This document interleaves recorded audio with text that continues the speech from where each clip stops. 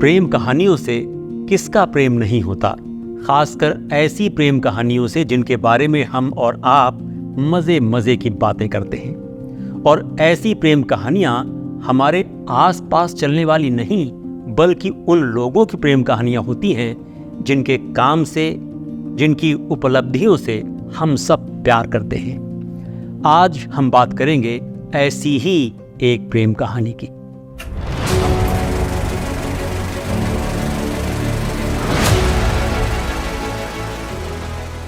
हमारे चैनल यादें नई पुरानी में आपका स्वागत है।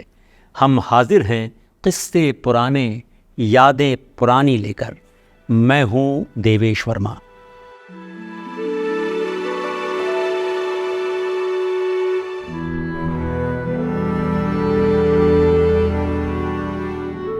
विनोद खन्ना जब अपने करियर के शिखर पर थे, तभी वे ओशो के शिष्य बनकर ध्यान और अध्यात्म की ओर चले गए थे।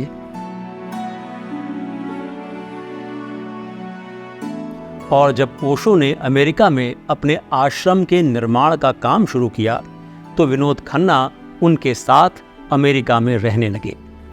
इसी दौरान उनका और उनकी पत्नी गीतांजलि का आपसी सहमति से डिवोर्स भी हो गया। 5 साल बाद अमेरिका में जब ओशो का आश्रम बंद कर दिया गया, तो विनोद खन्ना भी वापस आ गए और फिल्म इंडस्ट्री को दोबारा ज्वाइन कर लिया।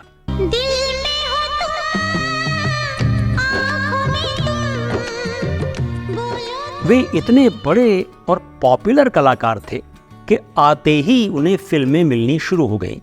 जब कोई बात बिगड़ जाए, जब कोई मुश्किल पड़ जाए। और फिर कोई ऐसा भी मिला जिसके ख्याल ने उनके दिल और दिमाग को कहीं का नहीं छोड़ा। कभी न कभी ऐसी स्थिति लगभग सबके साथ आती है। ऐसी स्थिति जब लगता है कि सब ठीक चल रहा है, आपके आसपास लोग होते हैं, आपकी अपनी महफिल होती है, लेकिन तभी आपको कोई ऐसा दिखता है जो आपको बड़ी शिद्दत से ये एहसास कराता है कि आपके सफ़र में कहीं कुछ अकेलापन है, एक ख़ास तरह की तन्हाई, एक खालीपन है। ऐसे ही एक क्षण से एक शाम विनोद खन्ना की भी मुठभेड़ हो गई, जब वे अपने घर पर पार्टी कर रहे थे, जिसमें उनके तमाम यार दोस्त और चाहने वाले मौजूद थे। वहां एक मस्ती का समा था कि तभी अपनी दोस्तों के साथ एक लड़की वहां पहुंचती है। अच्छा, ये लड़की इस पार्टी में आमंत्रित नहीं थी, वो तो अपनी कुछ दोस्तों के बहुत जोर देने पर उनके साथ आ गई थी। विनोद खन्ना से उसका सरसरी सा परिचय हुआ, मगर पार्टी खत्म होने के बाद विनोद खन्ना को अगर कुछ याद रहा तो वह उसी लड़की का चेहरा था, उसी की शख्सियत थी।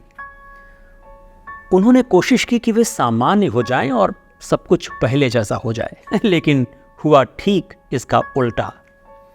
उस लड़की या कहें कि उसके ख्याल ने अब विनोद खन्ना पर ऐसी पकड़ बनाई कि वे लाचार हो गए। उन्होंने अगले दिन उसका फ़ोन नंबर मालूम किया और उसे फ़ोन किया। इस लड़की का नाम था कविता दफ्तरी, जो एक जाने माने औद्योगिक घराने से आती थी। कविता पढ़ने लिखने में असाधारण थी, बहुत तेज दिमाग। जब वे 11वीं में पढ़ रही थीं, तो उन्हें कनाडा की एक प्रतिष्ठित स्कॉलरशिप मिली और वहाँ के एक कॉलेज में दाखिला, और जो एक कोर्स था उसमें उन्होंने टॉप किया।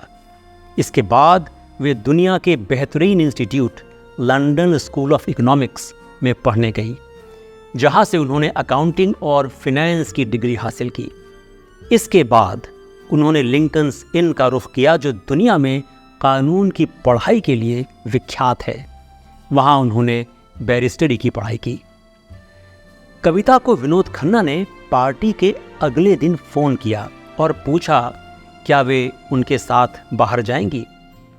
कविता ने कहा, विनोद, मैं तुम्हारे साथ दोस्ती के लिए तैयार हूँ, मगर तुम्हारे साथ घूमने जाने या पार्टियों में जाने के लिए नहीं।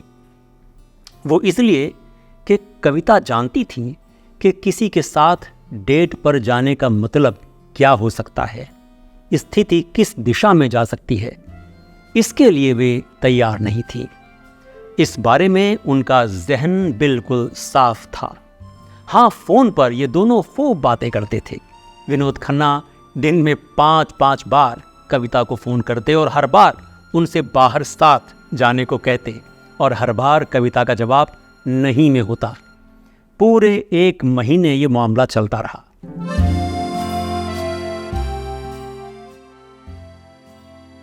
कविता को कुछ सूझ नहीं रहा था कि क्या करे। उन्हें विनोद खन्ना से बातें करना बहुत अच्छा लगता था, और ऐसा भी नहीं कि दोनों में मुलाकात नहीं होती थी। अक्सर पार्टियों में जहां दोनों आमंत्रित होते, वहां उनकी मुलाकात भी होती थी। फिर एक दिन कविता को लगा कि अगर वे दोस्त हैं तो मिलने में आखिर क्या हर्ज है। इसके बाद एक दिन कविता ने विनोद खन्ना को फ़ोन किया और कहा कि वे जॉगिंग करने जा रही हैं, अगर वे आना चाहे तो आ सकते हैं। फिर वे विनोद खन्ना के घर गई और दोनों जॉगिंग पर निकल गए। इसके साथ ही ये दोनों पूरी तरह साथ आ गए।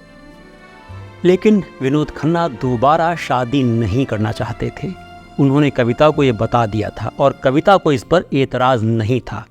उन्हें तो विनोद खन्ना का साथ और उनसे बातें करना बेहद पसंद था। वे बिना शादी के भी इस रिश्ते में रहने को तैयार थीं, भले ही ये रिश्ता परमानेंट ना हो।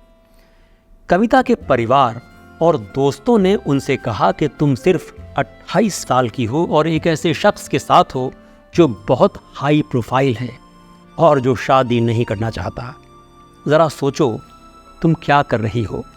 ऐसा नहीं कि कविता के परिवार के लोग और उनके फ्रेंड्स विनोद खन्ना को पसंद नहीं करते थे, बहुत पसंद करते थे। बस उन्हें ऐसे रिश्ते का कोई भविष्य नज़र नहीं आ रहा था। उधर कविता विनोद खन्ना के साथ आउटडोर शूटिंग्स पर भी जाने लगी, जहां सब लोग उन्हें हाथों हाथ लेते थे, उनका बहुत ख्याल रखते थे। इन आउटडोर शूटिंग्स के दौरान इन दोनों ने बड़ा ही शानदार वक्त गुजारा। इस बीच विनोद खन्ना का कविता के साथ लगाव और प्यार बढ़ता ही रहा।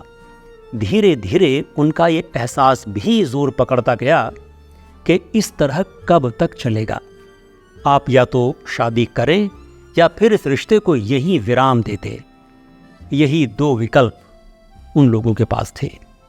कविता एक जवान और बेहद पढ़ी लिखी लड़की थी। विनोद खन्ना उनकी और उनके परिवार की बहुत इज्जत करते थे और वे उन्हें इस तरह लटका कर नहीं रख सकते थे। एक दिन विनोद खन्ना बैडमिंटन खेलने गए और जब वापस आए तो कविता के साथ गप्पे मारने बैठ गए। फिर अचानक पूछा, तुम शादी करना चाहती हो? कविता को लगा कि ये एक सामान्य सा प्रश्न है, एक अमूर्त प्रश्न, फिलोसॉफिकल प्रश्न। उन्होंने कहा, हाँ, वे शादी के अनुभव से ज़रूर गुजरना चाहेंगी।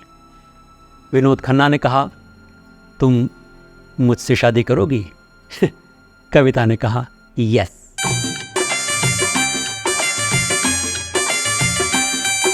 हम तुम्हें चाह। दोस्तों, हमारे चैनल यादें नई पुरानी को ज़रूर सब्सक्राइब कर लीजिए अगर नहीं किया है तो। हम लेकर आते रहेंगे गुज़रे ज़माने के और भी दिलचस्प किस्से, दिलचस्प यादें। फ़िलहाल नमस्कार।